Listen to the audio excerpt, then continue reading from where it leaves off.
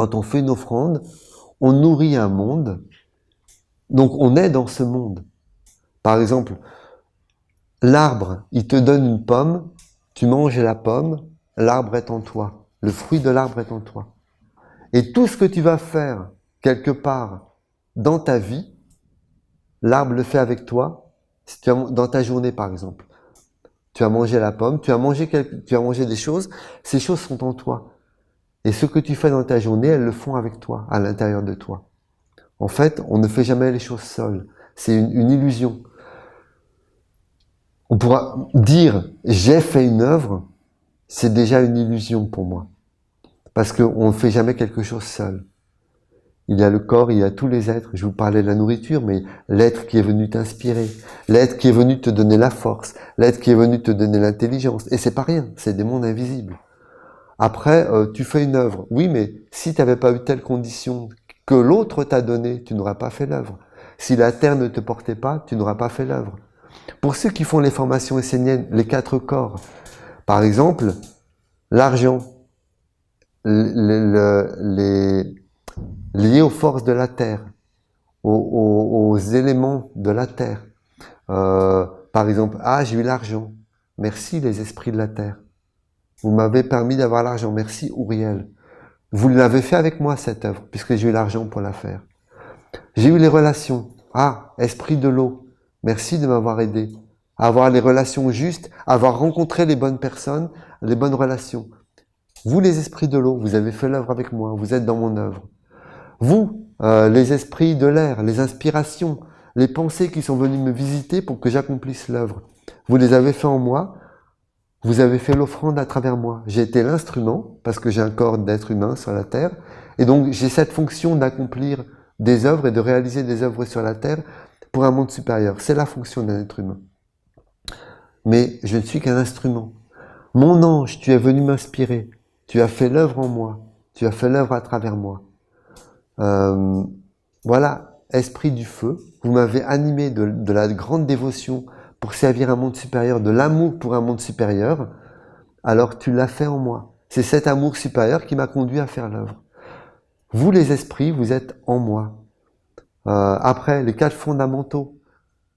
L'étude, la dévotion, etc. Vous êtes en moi. Vous êtes en moi, vous avez accompli ça à travers moi, à travers mon instrument. En fait, plein de monde accomplissent en permanence les choses à travers nous. Je dis, je fais une œuvre. Non, tu n'as pas fait une œuvre. Tu as été l'instrument, tu as été un organe dans un grand corps collectif qui accomplit une œuvre. Et la nation essénienne, par exemple, c'est un corps collectif. On est tous des organes de ce corps collectif, au service d'une alliance avec le monde divin, de Dieu. Les archanges nous en parlent sans arrêt. Et la nation essénienne, elle connaît vraiment l'enseignement, la tradition, nous enseigne vraiment ces lois de l'offrande. Ta vie, elle est une offrande, que tu le veuilles ou que tu ne le veuilles pas. Tout ce qu'on te donne, tu vas devoir le redonner. Tu vas devoir l'offrir. Le corps était prêté par la mère, elle le reprend. Tout au long de ta vie, elle le reprend. Par petits morceaux, par petits bouts, etc. Elle le reprend et à la fin, tu lui laisses. Voilà. Mais qu'est-ce qui est né de ton offrande? Donc comme je vous disais, il y a un monde qui veut piéger notre offrande, qui veut que toute notre offrande soit tournée vers lui. Et même quand les êtres ne vivent que pour le corps mortel et le moi mortel, alors à un moment donné, ils se sentent pas bien dans la vie parce qu'il y a un grand vide dans leur vie, un vide intersidéral. Puisqu'ils le savent à l'intérieur, ils sont venus pour une mission précise, ils sont venus pour servir leur âme immortelle, pour faire vivre leur âme immortelle et pour vivre avec elle. Ils sont venus pour vivre avec Dieu et pour servir un monde supérieur. En fait, ils sont venus pour ça. Chaque être humain sur la terre, c'est le propre de l'homme, c'est sa fonction. Il est venu pour faire l'offrande à Dieu, pour donner un corps à Dieu, pour faire des œuvres de Dieu, d'un monde supérieur et faire apparaître Dieu sur la terre. C'est le seul qui peut le faire. Les minéraux ne le peuvent pas, les végétaux ne le peuvent pas, les animaux ne le peuvent pas, les anges ne le peuvent pas, ils n'ont pas de corps, les archanges non plus, et les dieux non. Ils le peuvent à travers l'homme. L'homme, c'est sa fonction. Donc l'homme vient sur la terre, non pas pour vivre, non pas pour on n'a qu'une seule vie, il faut en profiter. Oui, en profiter pour faire ton maximum, pour servir un monde supérieur. Tu as le droit de vivre, bien sûr, tu as le droit de te divertir et tout, mais il faut qu'il y ait une partie. Il y a une partie, oui, ça va aller au recyclage. Même Jésus, il y a une partie de sa vie qui a été au recyclage. C'est même dans les psaumes, d'ailleurs, quand ils nous disent, vous prenez le Maître Jésus, il y a une partie de sa vie, elle a été au recyclage, c'est normal, c'est la loi. Mais il y a toute une partie de sa vie, ça a été la flamme de la bougie. Il a été la lumière du monde. Et il y a un monde qui ne veut pas. Il veut prendre notre flamme et il nous dit, cette flamme, elle m'appartiendra. Et alors les êtres commencent à se sentir mal, vides. Viens voir le psychologue. Alors je peux vous le faire. Viens voir le psychologue. Voilà. Et lui, il va te dire, focalise-toi là-dessus. Tu vas pas bien. Ben, c'est parce que t'as ça. Et ça y est, t'es encore dans le moi mortel. Et toute ton énergie, ça y est. Et tes sous, bien sûr, parce que les sous, ça y va, hein, pour le psychologue. Voilà, etc. Et en fait, tout ça, ça va. Et ton offrande, elle est détournée. Elle est usurpée, elle est... Voilà. Mais l'offrande, tu l'as fait. Alors ça c'est des lois de la magie, mais donc des influences, parce que la magie, c'est la science des influences.